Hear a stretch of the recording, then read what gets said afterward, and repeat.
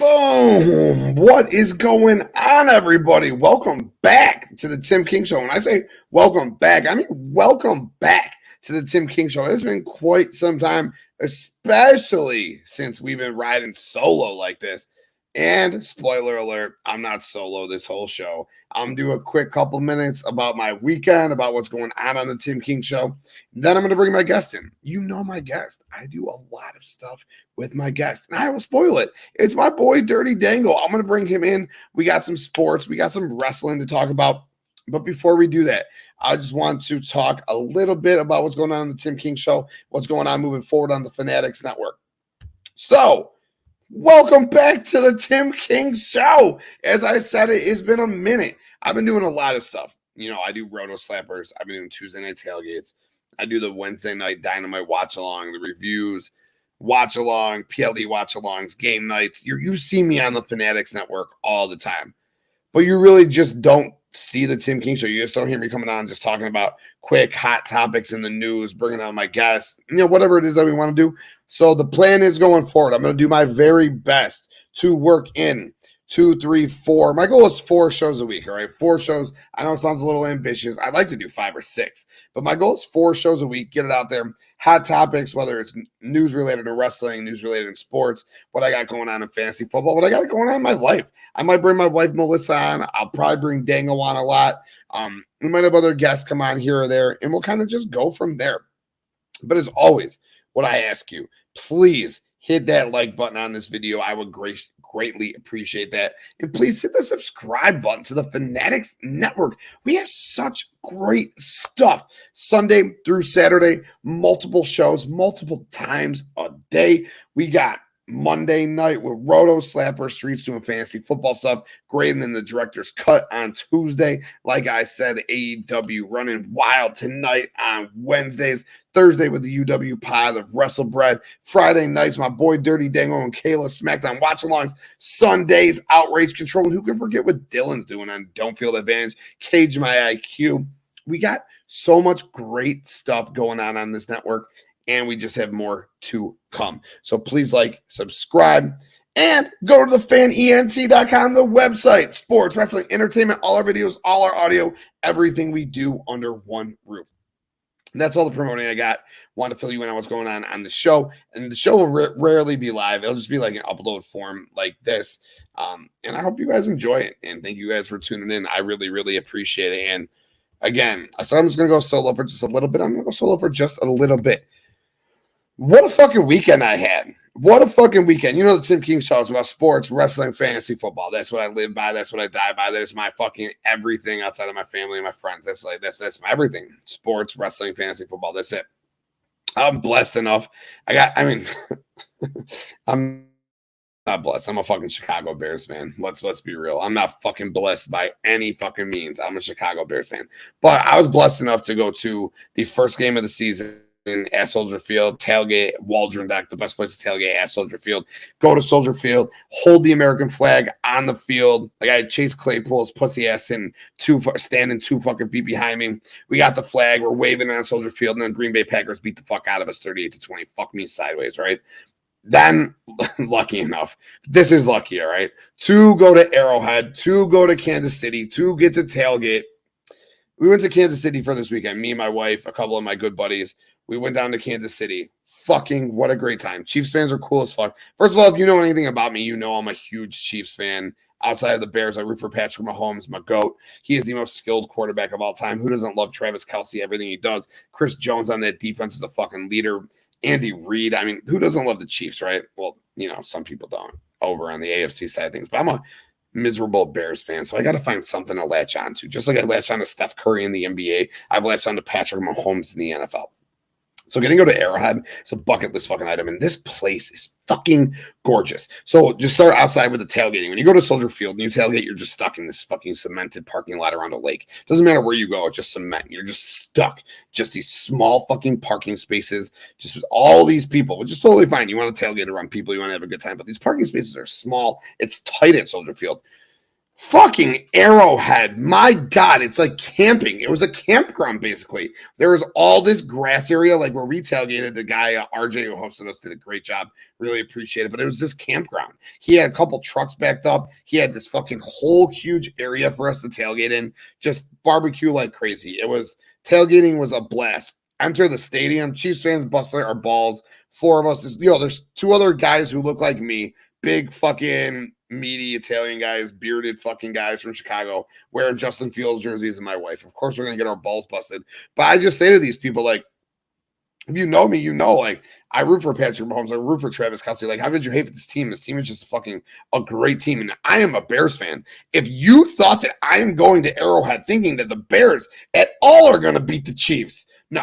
I expected 34-0 at halftime. I expected 52-17 final score. I expected more out of my fucking quarterback, though. 99 passing yards? What the fuck?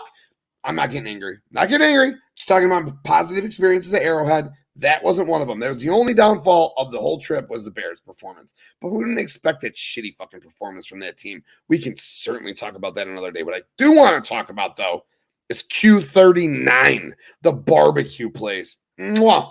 Chef's kiss to you, literally. The ribs, the burgers, the appetizers, the burnt tips. Oh my God. And then the desserts, again, big bearded fat men like me. We got 4 desserts. We went out to dinner after the Bears game, after tailgating all day. The night before we went to Q39, we spent like $4 on barbecue. Then we go to the fucking after the Bears game, we go out to dinner. We go back to Q39 just for those ribs and get another dessert. Night before, though, super cool. We saw Greg Olson, Aaron Andrews, the whole Fox crew was there right behind us. That was kind of a cool experience. We didn't bother him or pester him. You don't do that kind of shit. But it was cool kind of seeing them right there. And that was my experience at Arrowhead. I had a blast. Oh, one last thing. Inside the stadium, they have this like Chiefs Hall of Fame. They've won a bunch of titles. Their old titles are really cool. Their trophies are awesome. And their new trophies were just a blast to see. And on the way in, the security woman was kind of busting her balls about the Fields jerseys. And she had the Super Bowl ring on, like a real ring. And it was fucking really cool to look at. Just a really fun experience going to Arrowhead. I had a great time with my friends and with my wife, of course. And this is the portion of the show where I am no longer alone. I'm going to bring in my guy. We do so much together. I'm surprised he's not fucking sick of me at this point. 1 second, just to finish this up right quick. I'm never the smoothest at these things, but I'm getting better. I'm getting better.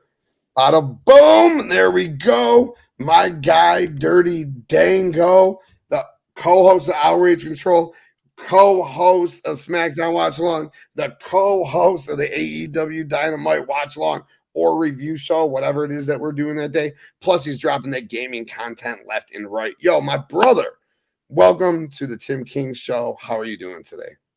I'm excited to finally be on this new edition of the Tim King Show. I think this is Yes. going to be really nice for you to have your little platform for you to talk about what you want to talk about for the week or for that day. Yeah, thank you, brother. No, I appreciate it. And I appreciate everything you do, man. This guy does everything with me from like day one. He joined up. We just like talking, man. I like to say he's like my little brother, man. I always yell, "Shut up, Dango!" It's gonna be the first merch shirt that we sell. He's my dude, man. I love this guy. I can talk to him about anything, which is why, I was sitting here, I was gonna go solo and just rip these topics and do my thing. And I was like, you know what? Why don't I bring Dango on? Let's talk a little bit, and we'll kind of go from there. And there was some huge shit that went on today, right? NBA, Damian Lillard. We've been waiting for this trade for the longest time. We thought Dame would go to the Heat. We Yeah, that's thought what I Dame, thought. yeah, we thought maybe Dame would go to the Celtics, maybe Dame to the Raptors. But yo, Dango, Dame to the Bucks. What are your thoughts? What are your thoughts overall on this trade, man? Honestly, they gave up a lot of defense for offense. Giving Okay. up like a defensive player like Drew Holiday, Yes. Yes. like the Suns gave up a lot, giving up DeAndre Ayton and Tsunami Kamara. The thing that surprised me was that 2029 first round draft pick. Right. Yes. So Dango, let me read the full trade. So the full trade is here if you're watching this will be on audio as well, but if you're watching live, you can see it. The full trade is this. The Bucks received Damian Lillard, which is fine. That's a piece within itself. That is the piece. It's a top 12 piece in the NBA. Dame, Giannis, Middleton, Lopez, Portis. Oh my God. Bucks were already right there as the best team in the East. Jesus. But the Bucks get Dame. The Blazers receive Drew Holiday, DeAndre Ayton, Tomani Kamara, just one 2029 first round pick, one 2029 first round pick, in 2 pick swaps. The Suns receive Yusuf Nurkic, Grayson Allen, Nasir Little, and Keon Johnson. Now, here's my take on this before I kick it back over to you, Dango.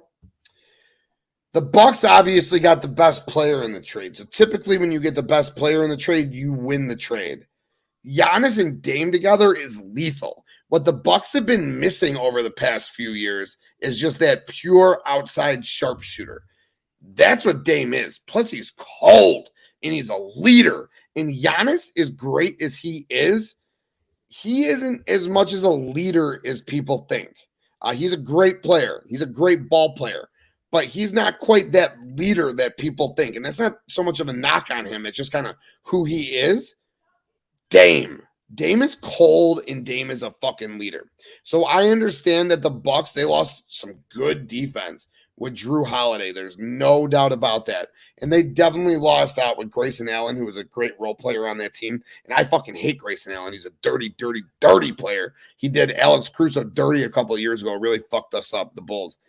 So I'm glad to see Grayson Allen going to the other conference, going out west. So the Bucks, though, I like what the Bucks did. Sure, their bench depth isn't great now, but if you have a starting lineup of Dame, Chris Middleton, Giannis, Bobby Portis, and Brook Lopez, that is fucking dirty, all right? Let's swing it over to the Suns side of things.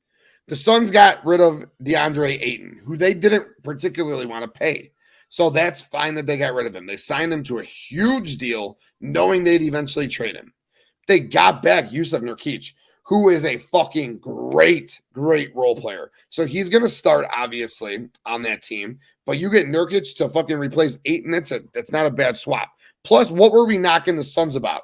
They got this nasty-ass starting lineup with Kevin Durant and Devin Booker, and they just traded for Bradley Beal. And they had DeAndre Ayton. So they had a big 4. But what didn't they have? They had no bench, right? So now you go out and you're able to you got Nurkic to replace Ayton in the starting lineup. You get Grayson Allen, you get Nasir Little, and you get Keon Johnson. That's just adding so much depth to that team of superstars, which is huge. The Suns got so much better after this trade. The Blazers, like you said, Drew Holiday is an all-star. Very underrated. Top 40 player in the league. One of the best two-way point guards in the league. They got Drew Holiday. They got DeAndre Ayton. Let's see how he can flourish without so many stars like he had around him in Phoenix. You got Kamara. I'm not so big. I don't know too much about Kamara. I think he's a Euro stash. And then you got the 2029 pick and 2 pick swaps. I don't like that. I feel that they could have got way more draft picks. Just looking at trades of the past where you've seen teams like the Nets get like 4 draft picks for players. I think they could have got more first-round picks. Yeah, they could have given up like a little bit more. They could have got like they should at least got like 2 more maybe. Right. Yeah, for sure. Maybe 3 more or trade 4 exception more. or Like you got 2 teams involved in that. Like you should have gotten a little bit more. I think so. To me, the big winner in the trade is obviously the Bucks because they got the best player in the trade. But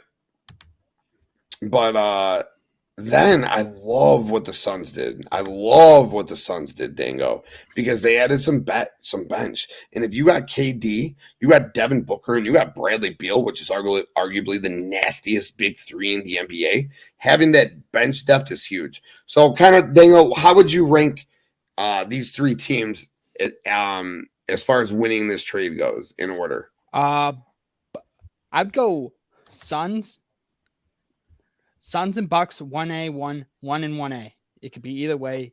And then down here is the Blazers. I think the Blazers should have got more. You're giving up your franchise player. I know you're getting a franchise player in DeAndre Ayton. They hope that they could build around. So right. And Drew's pretty solid. But yeah, man, I felt like the Blazers should have definitely got more. I could see Drew. I could see Drew getting being bought out, but definitely I think the Bucks needed that piece to get to compete with like the Celtics. Like I'm a big Celtic fan. The Celtics just got cursed off Porzingis, and they also have three other pieces. So Celtics already had got the third piece of their big three.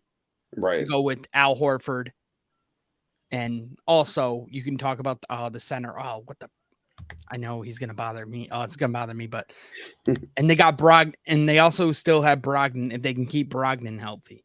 Oh, bro, the Celtics got a nasty squad, dude. They got Brogdon. They got Jaylen Brown. I went they got to Celtics Bulls last year, the one at the TD Garden when they played them at the Garden.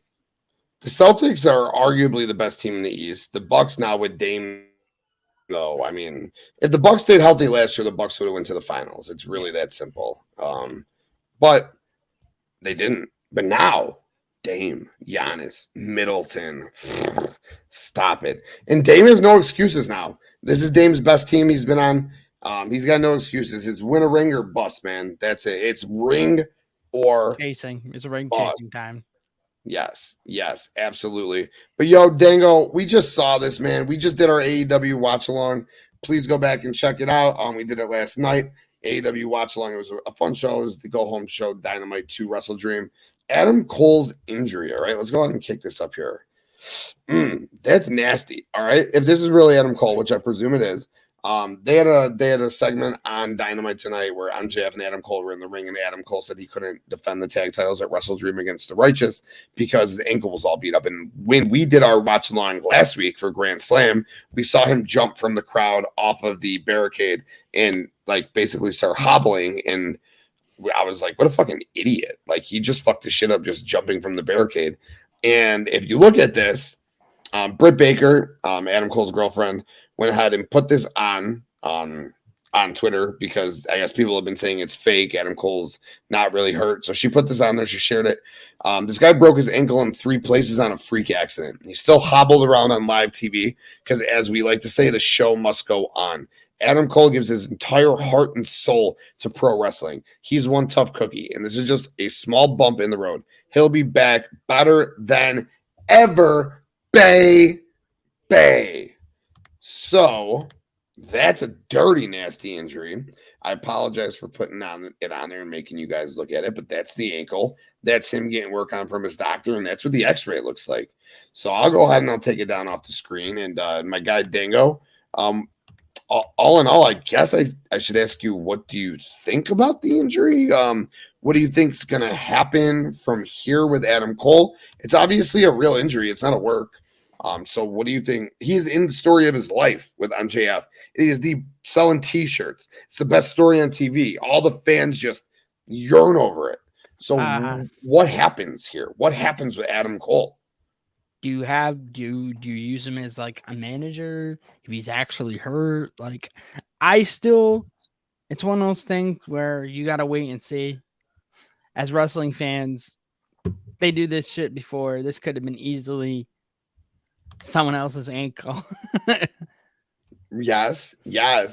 Where he just was sitting there like wrapping it up. Yes, that could have easily been someone else's ankle. Yes, for sure. Absolutely. No doubt. Like, so, I kind of want to reverse Google image it to make sure.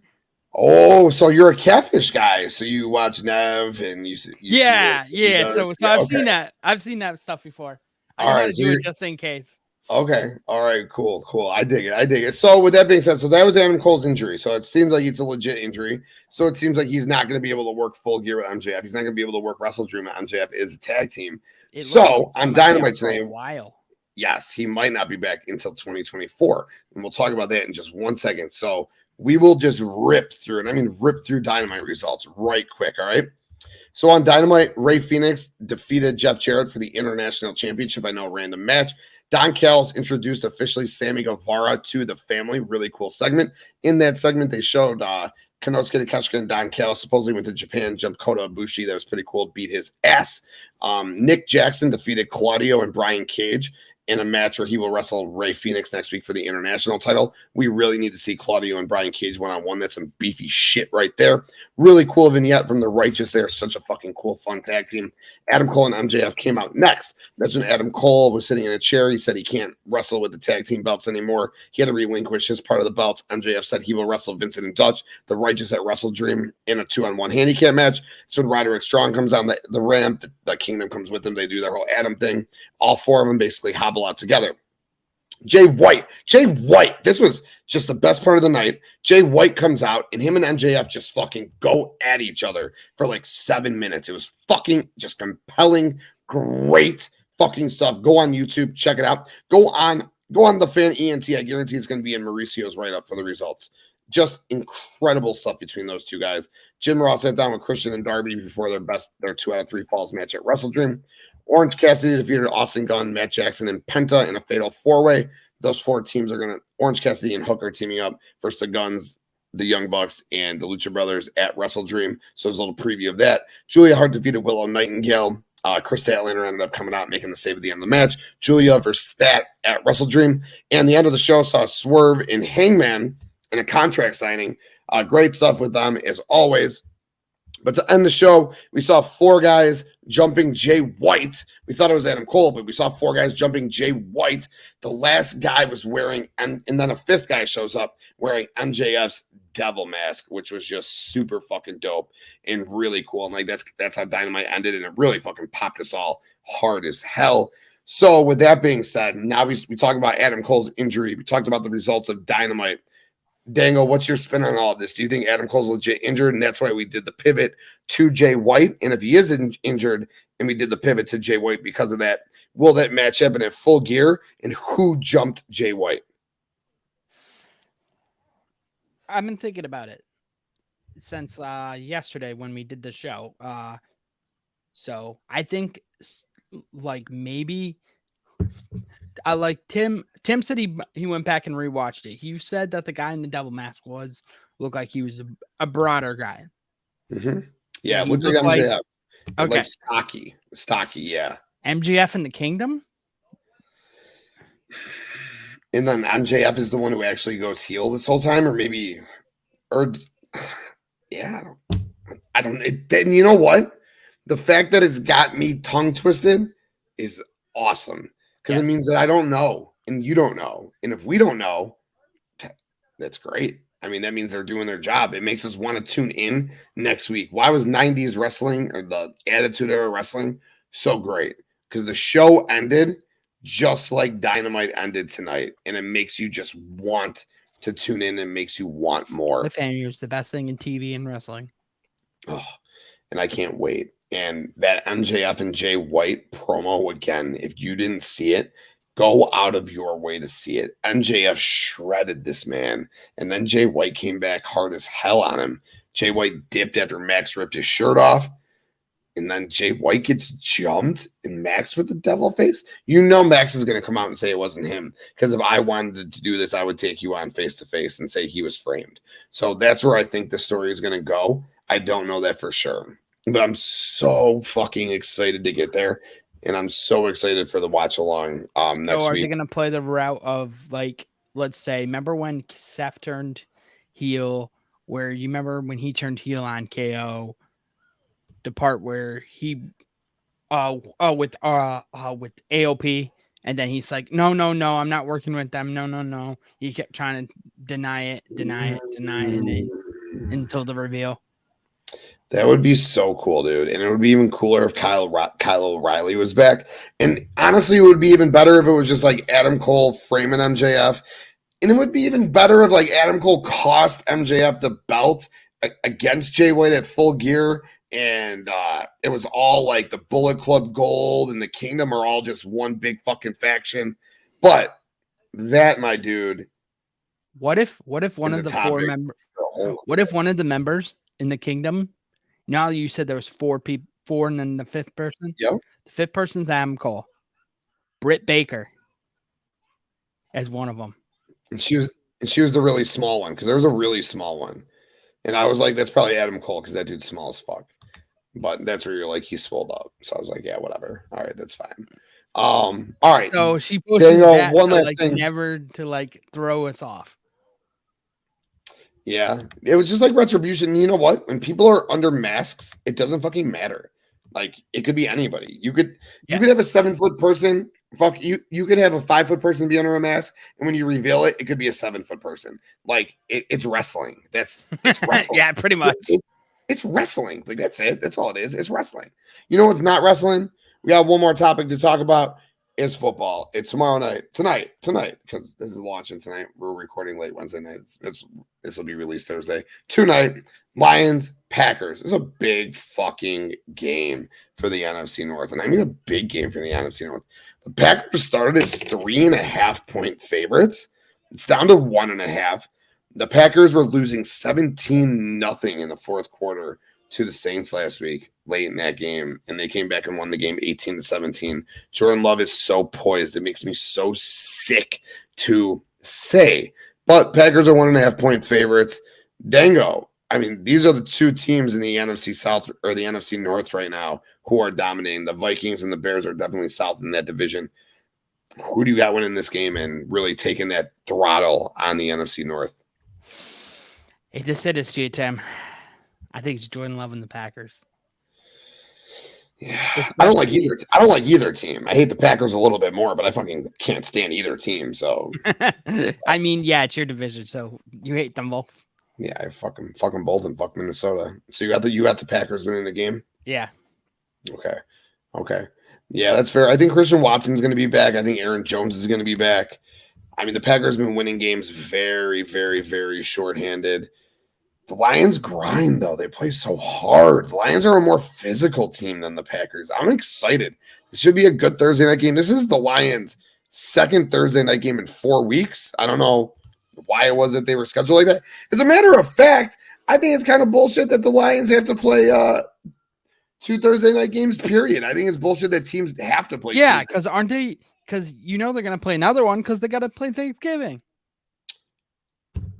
Well, I don't think that they counted that when they put that in. I thought they put the rule in that you might have to play 2 Thursday night games. I didn't even think about 3.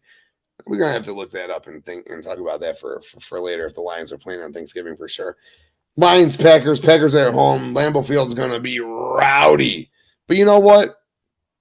I'll never pick Green Bay, and I'm gonna take Meat Campbell all day. So give me Meat and the Lions. I already looked it up. I just looked it up because I am your man. And week 12, Thursday, November 23rd versus Green Bay. Wow. So 11:30? Yes. Yeah. First game of the morning. Wow. So they got these two teams play each other on Thursday twice. This one's in Lambeau. The other one's in Detroit. Oh, man. I should really take Green Bay here, but fuck the Packers. I think Green Bay will probably win, but I'm going to take the Lions. That's what I always do. I give myself a little scapegoat. I said no, when we do our picks on the website, I'll be taking the Lions in this game. So fuck Green Bay. Fuck Green Bay as always. But Dango, that's it, man. I just want to thank you so much for coming on to like the new revamped Tim King show. Like I said, I'm going to try to get this out there at least 4 times a week.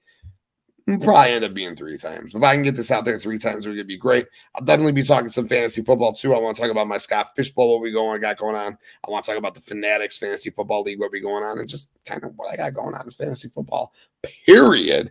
And there's always I finally picked up my first win. God. In the Fanatics League? Yeah. You got one? I talk so much shit. I've had a rough because I've dealt with the Joe Burrow problem. Oh, it's the worst.